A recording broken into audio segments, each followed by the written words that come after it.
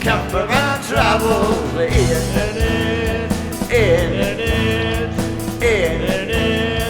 Campervan travels. No matter.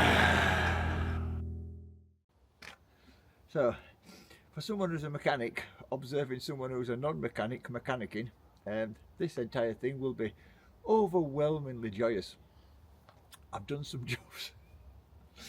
Right, so after alternator went and I got that fixed, and other jobs I got fixed. The pipe which goes into the turnpipe on the diesel, got that repaired, all that other stuff, and I got the van home. Since then, the speedometer cable decided it was going to snap in the middle, and the heat sensor, the thermostat in the engine, decided that were going to stop working, and multiple other things. So let's have a look. I'll show you what I've done. Right, you see there, that wire there had snapped, and that's for the glow plugs, and that wire there was hanging down the back of there. So I've rewired them, put them back on. Now the glow plugs work perfectly. Right, so in here at the back of the fan housing, where the wiring is down there, it had arced over and it had melted the wires together, which when we were coming back from Skegness via Cleethorpes, I turned the heater on, or the fan on, to go through the internal radiator on the heater matrix, and those wires arced out on each other. So now I've got it back. I removed the entire system, rewired all that right back into the cockpit, I call it, and I've put a new switch on, which I'll go show you. I'm driving down the road and I switched this on, and suddenly it was a plastic switch, and it just heated up and melted it straight through inside, because obviously the earth and the negative had just moulded together. That actually happened in there on that, and it took all the electrics all the way across to the indicator, burned all the ignition out, all the wires were melted together, and I had to repair that. So now listen, you hear it blowing now underneath there, and that's blowing air through the radiator of the heater matrix. That's all good, and it's all on a fuse this time. Right, the dashboard is all out because I was trying to find out why the temperature gauge wasn't working. Obviously that was because of the connection. And while I was in there, I disconnected, I don't know if you can see down there, but I disconnected the speedometer cable at the back, which was a bit of a ball ache because it's a special connector and it has to be held in a position and set the angle and then pulled off. I finally got around that. Speedometer cable comes out of there. From the other side you can see it going in and out now because it's been disconnected. Comes all the way down through here. It's all being pulled out now. A quick look under the van while we're under here. If I can get touch. She's all solid, she's all under sealed. Just keep on top of it. I've many times during the year I go under and just check her all out. Bear with me. Oh, that's all greased up. That's the gear selector, and that's up where the gearbox is, up in the top there. It's a new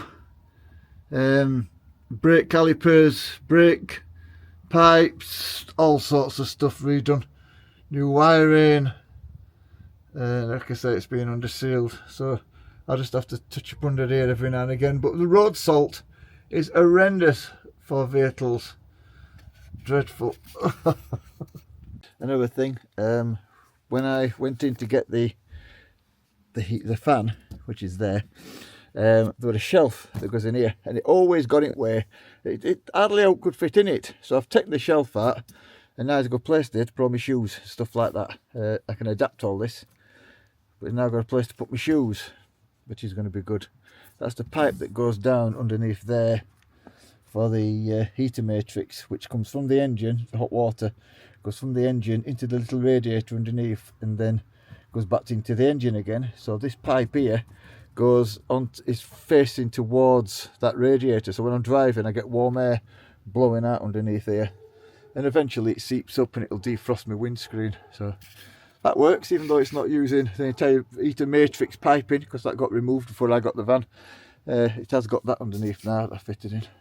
We found a culprit. Right, so that is the cable, that's how it would go in. So that there would be like sort of that length going into the engine.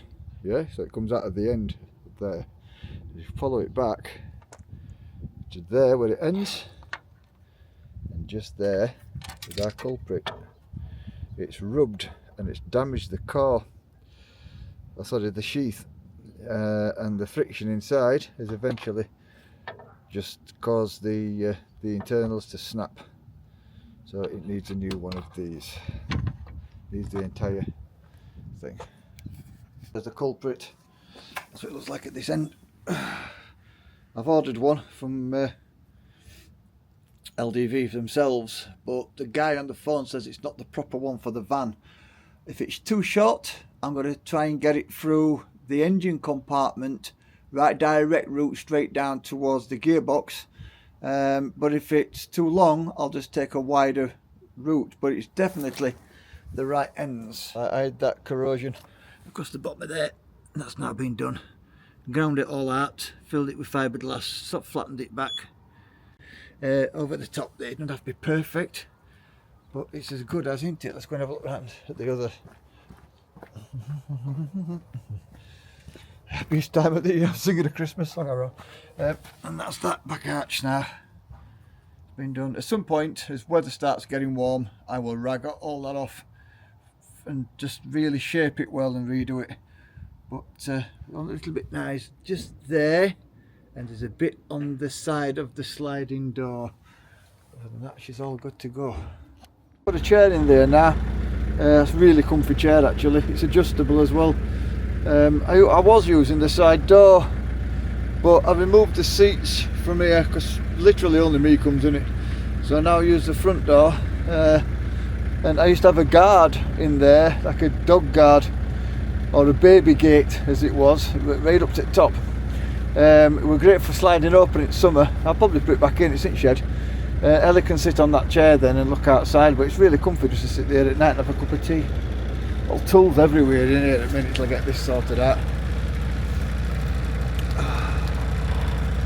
But it's been a bit of a nightmare to be honest, because it runs lovely during its summer, but wear and tear when come winter, it really does get hold of the old parts, and it's the old stuff that's going down here, wiring, old wiring, etc, etc. So hopefully by the time I get it done this time, it'll be done, and it's just reminding me of things that need doing that I'm sort of been brushing under carpet, because I've had so many of the other things.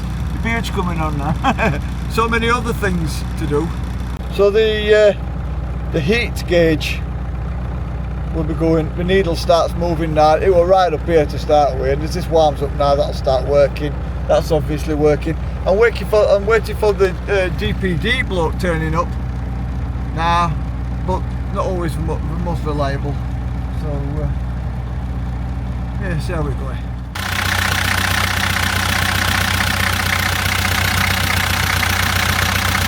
Right, it's morning and it's turned up, the new one. Right then, so the old cable used to come, speedometer cable that is, used to come through that hole there, front dashboard, over here, down with this one. It came all the way along, all the way down there, all the way around and all the way back in.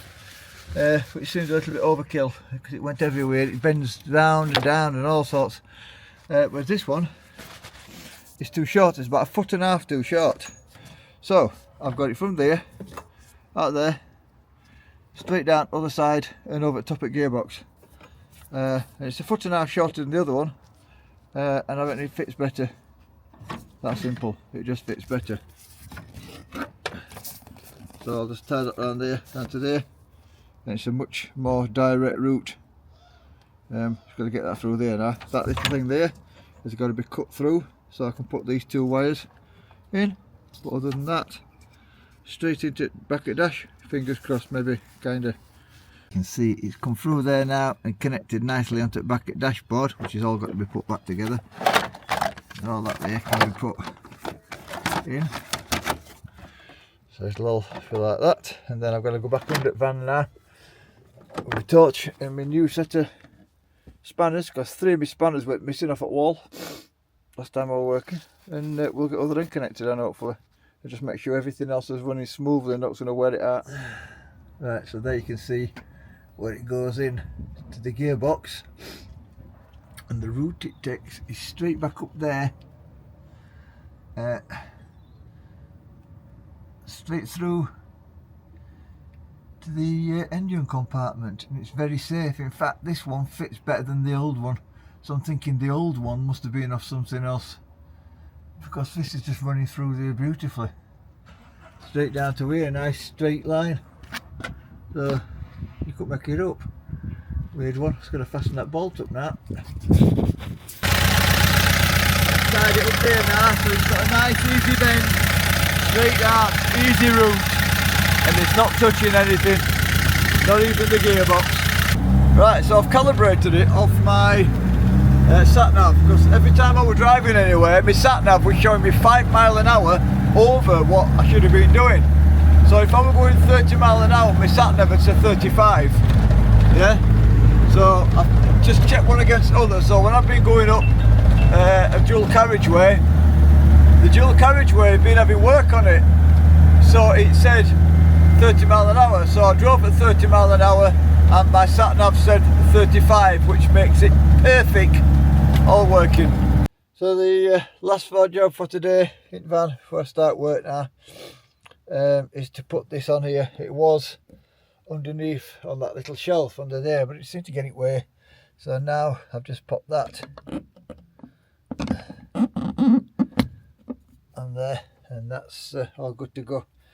And I've just stuck the mirror, that's not the mirror, I've stuck the camera on the back of the van again, because it had fallen off on speed bumps and stuff. It was sticky back stuff, but I put some really good heavy duty sticky back on now.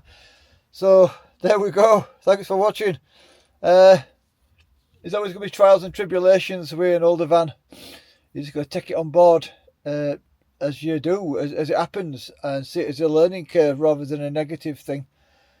And just make sure you've always got stuff like your fire blankets, your fire alarm, smoke alarm. I've also got my carbon monoxide alarm in house now. I'm about to put some batteries in and put that back up. So yeah. Thanks for watching. See you on the next one. Hey, top marks. Iain and Iain.